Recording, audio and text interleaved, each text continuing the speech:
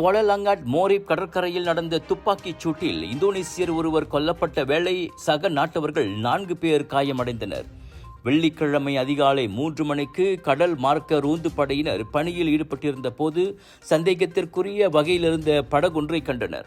கள்ள குடியேறிகளை ஏற்றிக்கொண்டு நாட்டின் கரையோர பகுதியிலிருந்து அப்படகு வெளியேற முயன்றதாக நம்பப்படுகிறது. விடியற்காலை இருட்டென்பதால் முதலில் எதுவும் தெரியவில்லை. விடிந்த பிறகு படகில் ஒருவர் இறந்து கிடந்தார், இன்னொருவர் படுகாயங்களுடன் கிடந்தார். காயமடைந்தவர்கள் கிள்ளான் மருத்துவமனைக்கு மேல் சிகிச்சைக்காக அனுப்பி வைக்கப்பட்டனர். காயமடைந்த மேலும் 3 கரைக்கு நீந்தி வந்து தப்பித்ததாக கூறப்படுகிறது.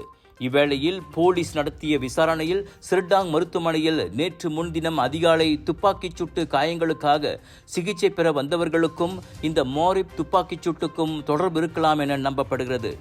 இந்நிலையில் அந்த துப்பாக்கிச் சூட்டுக்கான காரணம் விசாரிக்கப்பட்டு வருவதாக ஸ்லாங்கூர் போலீஸ் தலைவர் டத்தோ உசின் ஒமார் கான் கூறினார்.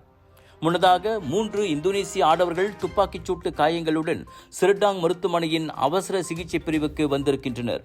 டொயோட்டா வியோஸ் காரில் வந்த 3 2 ஈரமான ஆடைகளை அணிந்திருந்தனர். 3வது நபர் பாக்சர் மட்டுமே அணிந்திருந்தார். ஒருவருக்கும் அடையாள ஆவணங்கள் இல்லை என தகவல்கள் வெளியாகியிருந்தன.